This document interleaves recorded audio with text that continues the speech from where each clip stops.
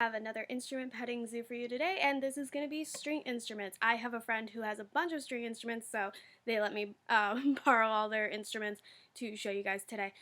The one I'm holding right now looks like one that you probably know pretty well. It, depending on your perspective, it either looks like an electric guitar or it looks like an electric bass guitar. Either way, you're about halfway right. So this is an electric 5-string bass. So most bass guitars only have 4 strings. They'll have this one, and you can't really hear it very well because it's not plugged in. Electric instruments don't really make sound unless they're plugged in. This one has 5. So this one has a string added to the bottom that sounds lower than the rest of them, and it's basically done just to create a bigger range to be able to play more notes. You play it the exact same way. I can barely get mine in here. My hands do not fit on a bass guitar very well because they're very big and my hands are small. But you play it the exact same way, and it's just meant to give you a little more option for your notes. So that is a 5-string bass.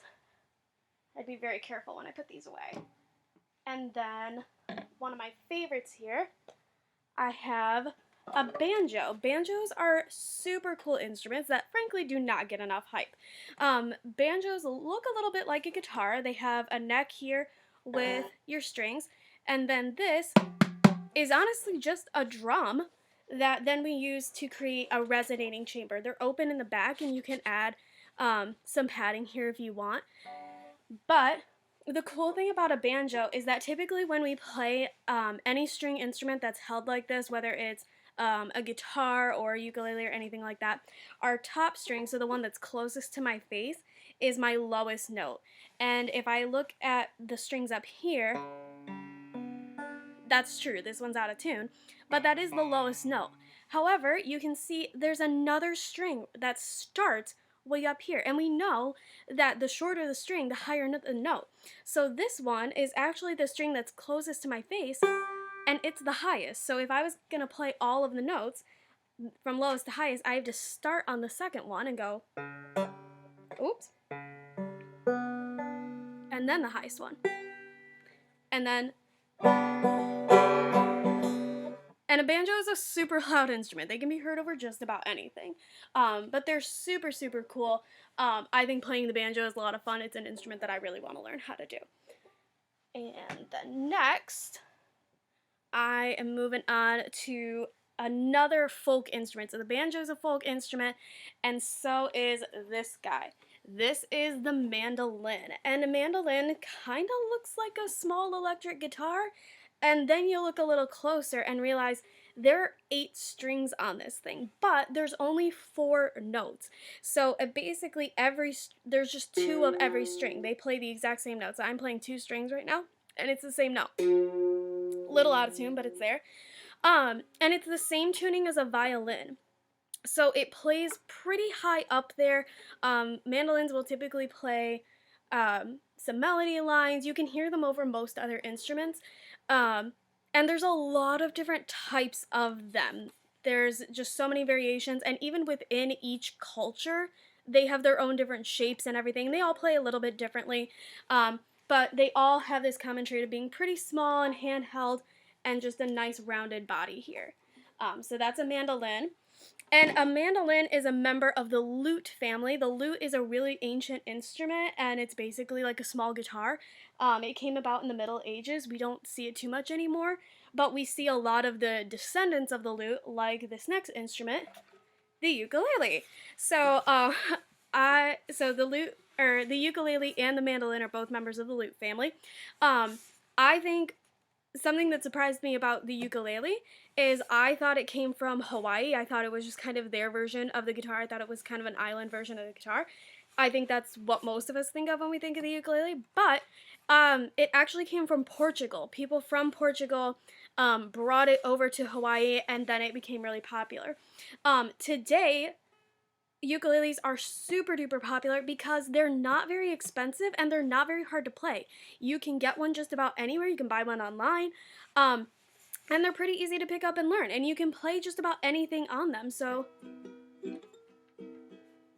I can't play the ukulele very well, but they're really easy to pick up. Almost anybody can play one, and they play very similarly to a guitar, which is kind of neat.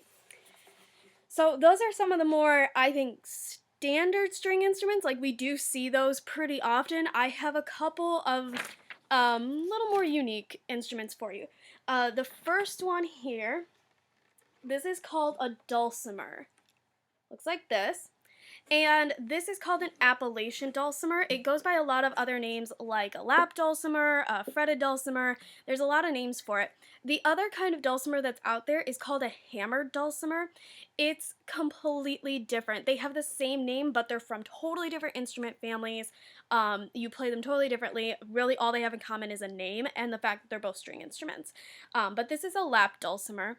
We don't really know the exact origins of this other than it came from the mountains in Appalachia towards the East Coast.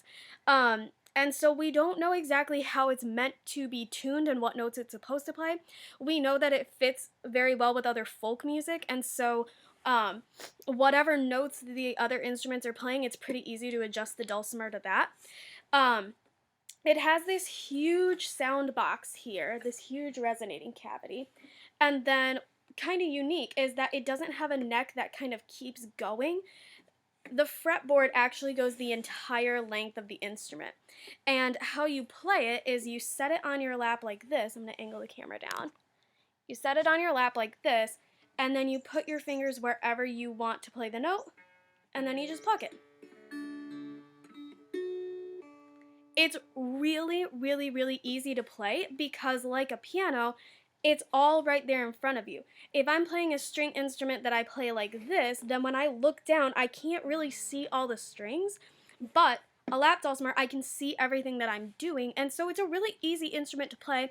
It can be a little hard to find, and they're not all, or a lot of times if you buy an inexpensive one, it's not going to sound very good. But they are a really fun instrument. I like them a lot. Dulcimers are kind of cool. And lastly, I have one of, honestly, my favorite instruments. I remember when I was a little kid and I found one of these at my grandparents' cottage. And I didn't know what it was, but I found the music to it. And I realized, oh, this is super easy. And I was like 4 years old and figured out how to play it. It's not hard at all. This is called a lap harp and looks pretty similar to a harp. And these bottom strings are pretty out of tune, so I'm not going to play them. But the top ones sound like... So I can strum it like that, or I can play individual notes like that. It's super easy to play. It's small, so it's pretty inexpensive. The only kind of downside to it is because there are so many strings, every single one of these little knobs here on this side is how you tune it. So it can be a little bit difficult to tune and take care of, but once you have it, it's pretty easy.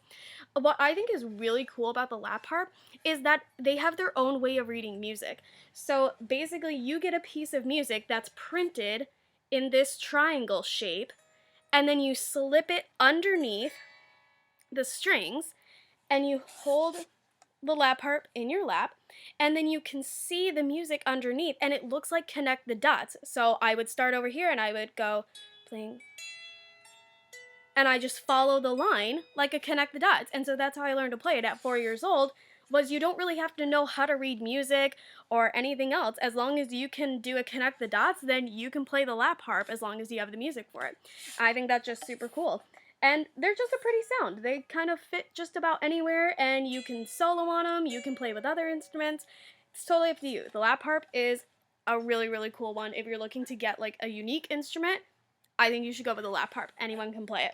So that was a quick little string instrument petting zoo. I hope you guys like that. Tomorrow we're going to be talking about string instruments from other cultures. We're going to be talking about some Russian instruments, Japanese. I think I have an African one in there. Like, I've got some cool stuff for you tomorrow. So I hope you enjoy it, and I'll see you tomorrow. Bye!